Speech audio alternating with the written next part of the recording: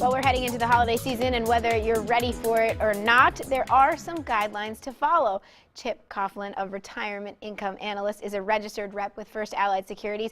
And Chip, you say that there really is a way to do this. You know, you have to make a list, check it twice, and... We want to add a budget that looks real nice. Okay, we're going to put an extra line in that song. And that song's been around for a long time, but people aren't heeding the advice. No. So what should they do, like right now? Right now, start the plan. Okay. Start making your list, have a budget, okay, and line it out. And we want you to really not load up your credit cards. If we began with the end in mind, we wouldn't want to get to January and have the holiday financial hangover, okay? And that's, if we had that, it's not going to allow us to really start our 401ks off on the right foot and things like that. So now, you've got to have a budget. Now, what do you say to people that maybe have parents, they have multiple kids? You know, do you suggest saying, okay, only make a list and say, I'm only going to buy this much for each child? I mean, is that smart? Exactly. Get out in front of it. Okay. Have a list. Put the holiday back in the holidays. Okay. And have the list, check it twice, stay within your budget, no emotional purchasing, okay, so that you can get what you need to have a great holiday. No one's left out, but your budget doesn't get destroyed. Now, you say, too, that people should try to use cash instead of credit? We want them to use cash. It's part of the budgeting process, so they don't get that big bill in January when the MasterCard bill comes. Now, this is interesting because you say use layaway instead of credit, which layaway is something that sort of many people got away from, but now seems to be making the comeback. It's absolutely coming back. It's a planning process. I want to buy these things for my children, perhaps, or my parents or spouse. You start laying away over time. It's like a forced savings account. And in the old days, they had Christmas clubs. And those have kind of fallen by the wayside. But it was a great idea to be prepared. Okay, and speaking of being prepared, people can actually maybe go down into the basement this time of year, and if they're looking for extra cash, they can find it in their items and maybe sell them, right? Exactly.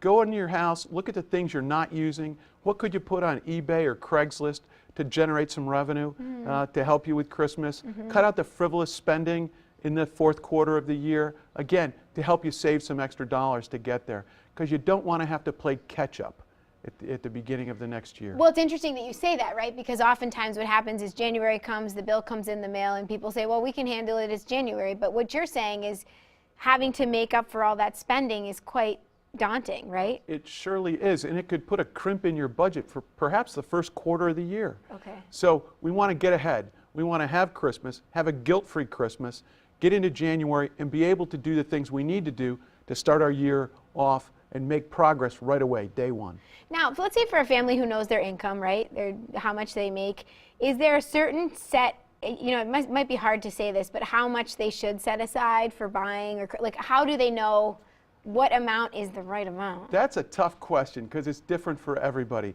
Some people are very generous, you know, and in that case, they've got to save and get ahead of the ball game. But there's no really set figure for spending on Christmas. I would say the figure is you got to make sure it's in your budget. Okay? We advocate planning. We plan for all these issues. We want to plan early. We want to plan often so that we don't get caught. And so it could be a different number for everyone.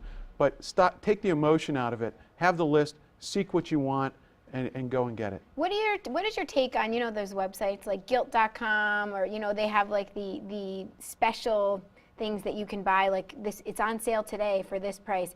I mean, do you think those are websites you should? You got to go in there with an idea of what you want. Okay. And then you're seeking the best price. Okay. And if it's in your budget, you should know ahead of time, hey, this is going to cost about so many dollars. Okay. And let's find the least expensive way to acquire that, okay, in a timely fashion. But in America today, we load up our credit cards without a second thought. And we've got to get away from that because it becomes needs versus wants. Right. Okay. What do we need versus what do we want? And sometimes there's a big gap between those two. Yeah, don't we all know it? Let's put that together so that Christmas can be super successful and a happy and joyous time, but the hangover in January is minimal. Making the list, checking it twice, and what was that last part? We're going to add a budget that looks real nice. There we go. Well said. Okay, so listen, if you'd like to know more about Retirement Income Analysts, they have offices on East Brighton Avenue in Syracuse. You can give them a call, 701-4440 or 855-44-RETIRE. You can also visit them online, retirementincomeanalysts.com. Well, thank you. Great nice being to here. see you, Chip. Thank you very much. Thank you. And with that, we will be right back.